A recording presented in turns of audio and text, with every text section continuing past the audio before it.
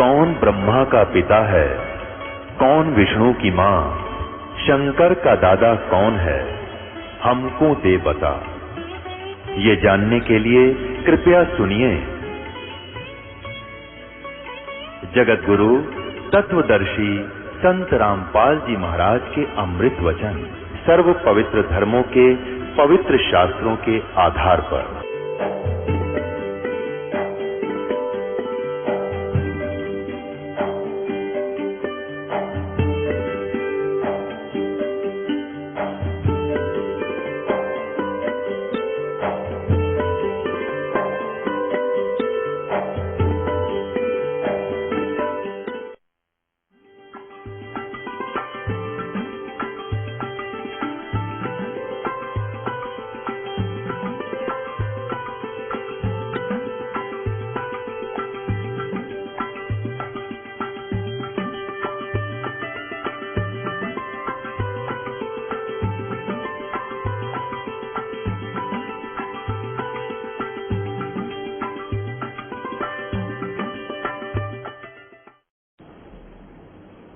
कर जोरूं विनती करूं, धरूं चरण पर शीस।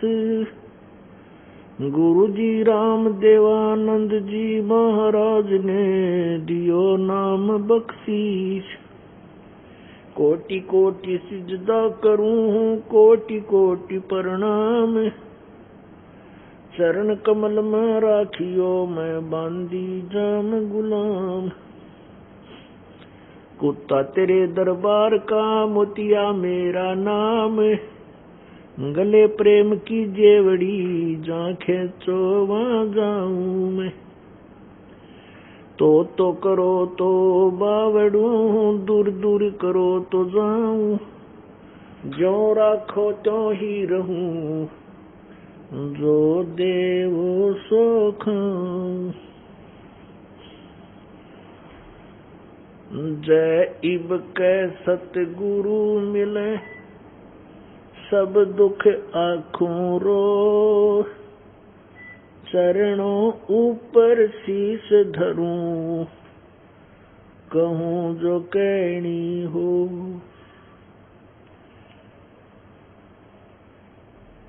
कबीर गुरु जी मिलेंगे, पूछेंगे कुशलात। आद्य अंत की सब कहूँ, अपने दिल की बात। गुरु जी तुम ना भूलियो, चाहे लाख लोग मिल जाएं। हमसे तुमको बहुत है, तुमसे हमको नहीं। तुम्हारे विसारे क्या बने, मैं किसकी शरण में जाऊं। शिव ब्रंच मुनि नारदा, तिनके हृदय न समाऊं। अवगुण किए तो बहुत किए, करत न मानी हार। बावे बंदा बख्श दियो, बावे गर्दन उतारे। अवगुण मेरे बाप जी, बख्शो गरीब नवाजे। जो मैं पूत कपूत हूँ, बोहर पिता को लाजे। मैं अपराधी जन्म का, नक्सक भरे विकार। तुम दाता दुख भंजना, मेरी करो संभार। राम नाम रटते रहो, जब तक घट में प्राणी। कब हो तो दीन दयाल के, भनक पड़ेगी कान।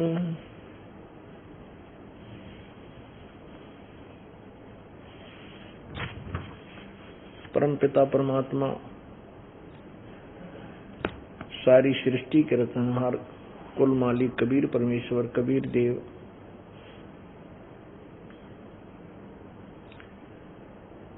अपने तत्व ज्ञान को बताने के लिए स्वयं ही आते हैं,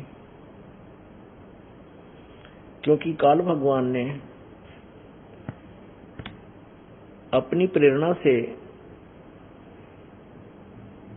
झूठे संत और गुरु बनाकर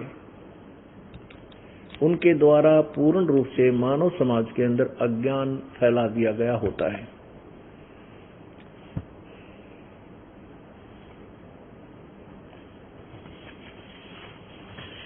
क्योंकि काल भगवान नहीं चाहता कि ये मानव परमात्मा को पहचाने,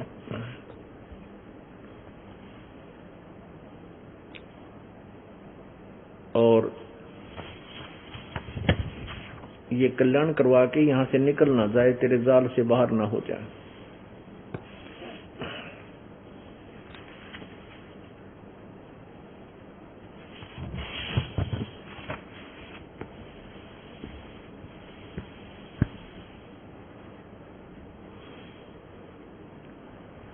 परमेश्वर स्वयं आते हैं क्योंकि वो काल से प्रबल शक्ति है, और उस परमात्मा के आने के बाद इस काल का कोई भी जाल नहीं चलता, किसी भी प्रकार की इसकी कोई बाधा परमात्मा के मार्ग में नहीं आती। और इसी कारण से वो तत्व ज्ञान कलयुग के अंदर पूरे विश्व में फैल जाता है। अब प्रश्न उठता है कि ये कलयुग में ही ये तत्व ज्ञान क्यों प्रचार हुआ, पहले क्यों नहीं हुआ? इसके विषय में बहुत लंबी चौड़ी कहानी बनती है।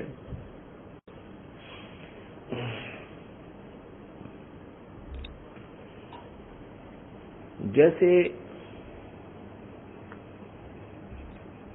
आपने सृष्टि रचना में सुना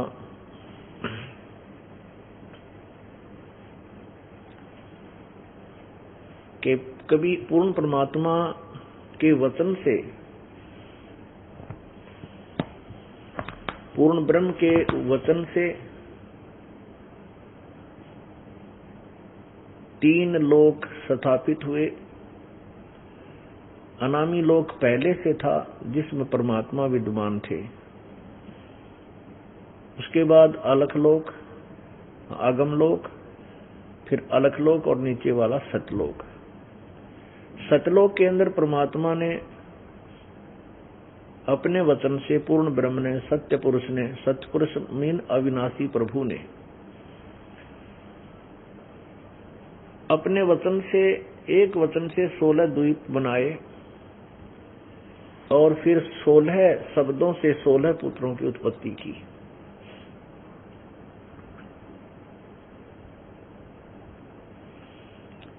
और प्रत्येक पुत्र को एक एक द्वीप में रहने की आज्ञा दे दी।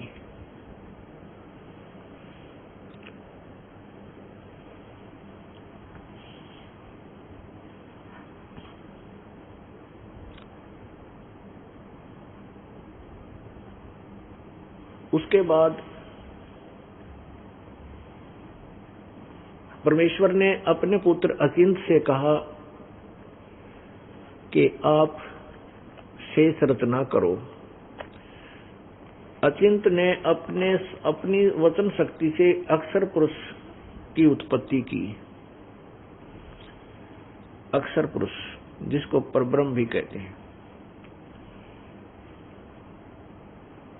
और उससे कहा कि तू मेरा सहयोग देना सृष्टि रचना में। उस सतलोक के अंदर परमात्मा ने एक मान सरोवर की भी रचना की। मान सरोवर एक बहुत बड़ा तालाब है जिसमें अमृत भरा हुआ है।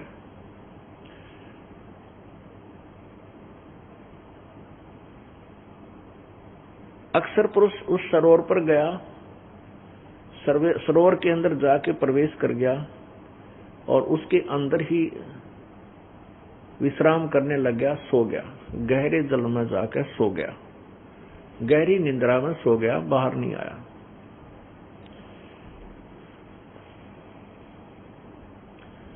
पुण्यात्माओं, आध्यात्मिक ज्ञान से अपरिचित होने के कारण हमारे मन में बहुत ढेर सारी शंकाएं आती हैं।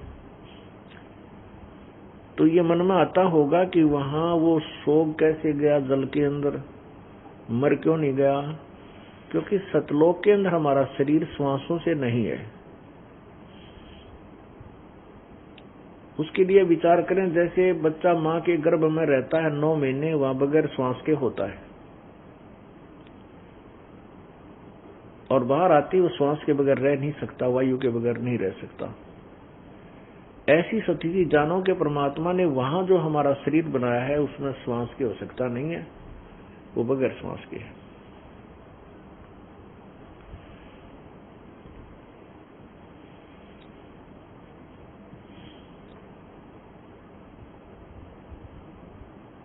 परमेश्वर ने एक लीला की, पूर्ण ब्रह्म ने, सत्य पुरुष ने उस सरोवर से एक थोड़ा सा जल लिया और उस जल से अपनी वचन शक्ति से एक अंडा बनाया, एग टाइप, और उसमें एक आत्मा प्रवेश कर दी अपने वचन से, और उस अंडे को उस जल में छोड़ दिया, सरोवर में। वो सरोवर के अंदर, जल के अंदर वो अंडा गड़गड़ करता हुआ गया।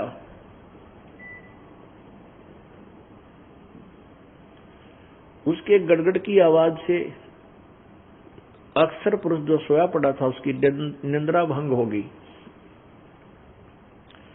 और ज्यों ही वो निंद्रा से जागा तो उसके मन में, उसके अंदर एक विशेष प्रतिक्रिया थी। जैसे किसी को निंद्रा से कोई जगा दे तो उसमें थोड़ा सा क्रोध सा होता है, दुख सा होता है, कोप होता है। ऐसे ही उसने कोप भी, किसने मेरी निंद्रा को भंग कर दिया। अक्षर पुरुष ने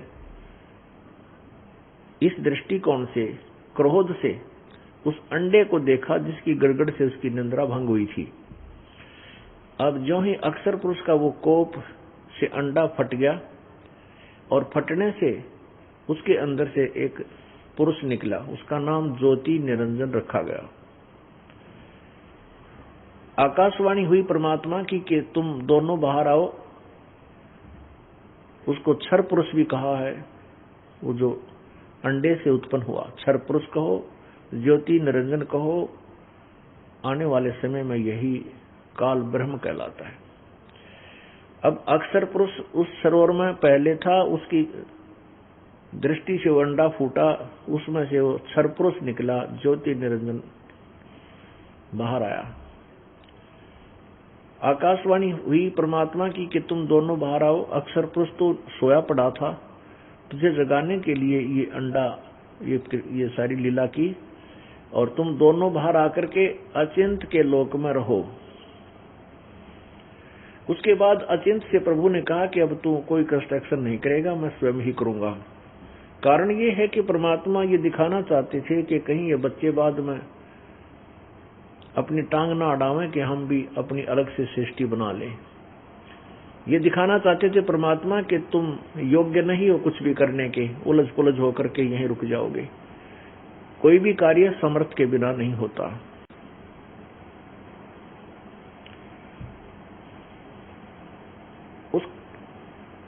अब अचिंत के लोक में, अचिंत के द्वीप में, ये क्षर पुरुष और अक्षर पुरुष यानी ब्रह्म और परब्रह्म, ये तीनों रहने लग गए। उसके बाद कबीर परमेश्वर ने, पूर्ण ब्रह्म ने, सत्य पुरुष ने हम सभी आत्माओं की अपने वचन से हमारी उत्पत्ति कर दी। हम वहां पर मानव सदृश शरीर में थे, और हमारा एक तेज पुंज का शरीर था। ये 5 तत्वों से बनी हुई नाड़ी आदि के जोड़ जुगाड़ से यह नहीं बना था। हम वहां रहने लगे, वहां कोई दुख नहीं था। वो कितना सुखदाई स्थल है। शंखों लहर मेहर की उपजे, कहर नहीं जा कोई, दास गरीब अचल अविनाशी, सुख का सागर सोई। हम उस सुख सागर में, सतलोक में रहा करते थे। वहां कोई कष्ट नहीं था, कोई दुख नहीं था, कोई पीड़ा नहीं, कोई बीमारी नहीं, कोई टेंशन नहीं, केवल सुख ही सुख। सुख सागर माने समुद्र में, सागर के अंदर जैसे देखा जल ही जल, जल ही जल होता है, वह दूसरी वस्तु दिखाई नहीं देती। इसी प्रकार उस सतलोक के अंदर सुख ही सुख, सुख ही सुख, दुख नाम की चीज नहीं। हम वहां रहा करते। आपको ये दास अब सृष्टि रचना सुना रहा है जो परमात्मा ने यहां आकर बताई थी। उस परमेश्वर द्वारा बताएगी सृष्टि रचना को। ये दास अपने शब्दों में उन्हीं के द्वारा दिए ज्ञान को आपको बता रहा है। कुछ समय के उपरांत इस ज्योति निरंजन जो क्षर पुरुष अंडे से निकला था, परमात्मा की शब्द शक्ति से वो अंडा बना था, उसी का पुत्र कहलाया ज्योति निरंजन। उसके अंदर एक अच्छी सोच उपजी कि हमारे सब भाई 16 के 16 15 अलग अलग द्वीप में रह रहे हैं और हम एक द्वीप में 3 घुसेड़ रखे हैं। तो उसको पता चला भी ये कैसे अलग से शासन मिले। उसको पता चला कि तप से मिलेगा, तप से राज्य मिलता है। ज्योति निरंजन ने एक पैर पे खड़ा होकर 70 युग तक तप किया। जब उसने 70 युग तक तप किया कर लिया, तब परमेश्वर ने उससे पूछा कि ज्योति निरंजन तू क्या चाहता है, बोल, मांग ले जो मांगना तूने। उस ज्योति निरंजन अर्थात काल ने कहा कि प्रभु मुझे ये स्थान कम है, मुझे और स्थान अलग से दे दो। परमेश्वर ने उस क्षर पुरुष अर्थात काल ब्रह्म को 21 ब्रह्मांड दे दिए उसके 70 युग के तप के प्रतिफल में। और हम इसके जाल में कैसे फंसे? जब ये तप कर रहा था तो हम सभी आत्माएं इस ज्योति निरंजन के उस तप के उस पाखंड को देखकर इतने प्रभावित हो गए, ओहो देख कमाल कर दिया, एक पैर पकड़ा है, ओहो कितना कमाल है। हम उसके जाल में न्यों फंस गए। परमात्मा हमें आकाशवाणी से सावधान करते रहे कि बच्चों तुम इस नादान की नादानी को मत देखो, तुम अपने मस्त रहो। हम ऊपर से तो सावधान हो गए, लेकिन अंदर से उसकी तरफ हमने एक विशेष कसक बना ली। उस काल भगवान ने अर्थात ज्योति निरंजन ने 70 युग तप फिर किया। तब परमेश्वर ने पूछा भी और क्या चाहता है? तूने जो मांगे थे 21 ब्रह्मांड मैंने तेरे को दे दिए, जो तेरे 70 युग के तप के बदले में थे। जैसे एक साहूकार पिता अपने पुत्र को 21 प्लाट दे दे खाली, कंस्ट्रक्शन ना हो, ऐसे ब्रह्मांड दे दिए। तो ज्योति निरंजन ने कहा कि परमात्मा मैं इसमें इन ब्रह्मांडों में कुछ कंस्ट्रक्शन करना चाहता हूँ, कुछ रचना करना चाहता हूँ, मुझे कुछ सामग्री दे दो। तब परमात्मा ने इसको 5 तत्व और 3 गुण दे दिए और कहा ले बेटा खेल खिलौना। तो